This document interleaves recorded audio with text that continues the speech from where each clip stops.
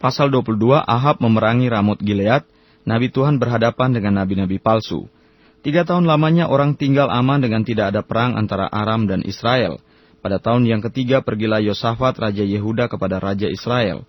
Berkatalah Raja Israel kepada pegawai-pegawainya, "Tahukah kamu bahwa Ramot Gilead sebenarnya milik kita, tetapi kita tinggal diam saja dan tidak merebutnya dari tangan Raja negeri Aram?" Lalu katanya kepada Yosafat, "Maukah engkau pergi bersama-sama aku untuk memerangi Ramot Gilead?" Jawab Yosafat kepada Raja Israel, "Kita sama-sama, aku dan engkau, rakyatku dan rakyatmu, kudaku dan kudamu." Tetapi Yosafat berkata kepada Raja Israel, "Baiklah, tanyakan dahulu firman Tuhan." Lalu Raja Israel mengumpulkan para nabi, kira-kira 400 orang banyaknya. Kemudian bertanyalah ia kepada mereka, "Apakah aku boleh pergi berperang melawan Ramot Gilead atau aku membatalkannya?" Jawab mereka, "Majulah, Tuhan akan menyerahkannya ke dalam tangan raja." Tetapi Yosafat bertanya, "Tidak adakah lagi di sini seorang nabi Tuhan supaya dengan perantarannya kita dapat meminta petunjuk?" Jawab Raja Israel kepada Yosafat, "Masih ada seorang lagi yang dengan perantarannya dapat diminta petunjuk Tuhan. Tetapi aku membenci dia sebab tidak pernah ia menubuatkan yang baik tentang aku, melainkan malapetaka. Orang itu ialah Mika bin Yimla." Kata Yosafat, "Janganlah raja berkata demikian." Kemudian Raja Israel memanggil seorang pegawai istana, katanya, "Jemputlah Mika bin Yimla dengan segera." Sementara Raja Israel dan Yosafat, Raja Yehuda, duduk masing-masing di atas tahtanya dengan pakaian kebesaran, di suatu tempat pengirikan di depan pintu gerbang Samaria, sedang semua nabi itu bernubuat di depan mereka. Maka Sedekia bin Kenaana membuat tanduk-tanduk besi, lalu berkata, "Beginilah firman Tuhan, dengan ini engkau akan menanduk Aram, sampai engkau menghabiskan mereka." Juga semua nabi itu bernubuat demikian, katanya, "Majulah ke Ramot Gilead dan engkau akan beruntung. Tuhan akan menyerahkannya ke dalam tangan raja." Suruhan yang pergi memanggil Mika itu berkata kepadanya, "Ketahuilah, nabi-nabi itu sudah sepakat meramalkan yang baik bagi raja. Hendaklah engkau juga berbicara seperti salah seorang daripada mereka dan meramalkan yang baik."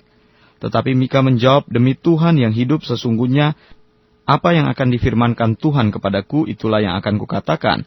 Setelah ia sampai kepada raja, bertanyalah raja kepadanya, "Mika, apakah kami boleh pergi berperang melawan Ramot Gilead, atau kami membatalkannya?" Jawabnya kepadanya, "Majulah dan engkau akan beruntung, sebab Tuhan akan menyerahkannya ke dalam tangan raja." Tetapi raja berkata kepadanya, "Sampai berapa kali aku menyuruh engkau bersumpah, supaya engkau mengatakan kepadaku tidak lain dari kebenaran demi nama Tuhan?" Lalu jawabnya, "Telah kulihat seluruh Israel bercerai-berai di gunung-gunung, seperti domba-domba yang tidak mempunyai gembala. Sebab itu Tuhan berfirman, mereka ini tidak punya tuan, baiklah masing-masing pulang ke rumahnya dengan selamat." Kemudian Raja Israel berkata kepada Yosafat, "Bukankah telah kukatakan kepadamu, tidak pernah ia menubuatkan yang baik tentang aku, melainkan hanya malapetaka?" Kata Mika, "Sebab itu dengarkanlah firman Tuhan. Aku telah melihat Tuhan sedang duduk di atas tahtanya, dan segenap tentara sorga berdiri di dekatnya, di sebelah kanannya, dan di sebelah kirinya. Dan Tuhan berfirman, siapakah yang akan membujuk Ahab untuk maju berperang, supaya ia tewas di Ramot Gilead?" Maka yang seorang berkata begini, yang lain berkata begitu. Kemudian tampillah suatu roh lalu berdiri di hadapan Tuhan. Ia berkata, "Aku ini akan membujuknya." Tuhan bertanya kepadanya, "Dengan apa?"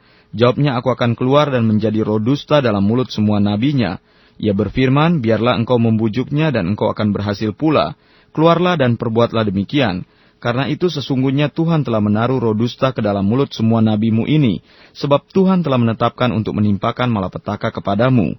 Sesudah itu tampillah Sedekia bin Kenaana, ditamparnyalah pipi Mika serta berkata, "Mana boleh roh Tuhan pindah daripadaku untuk berbicara kepadamu?"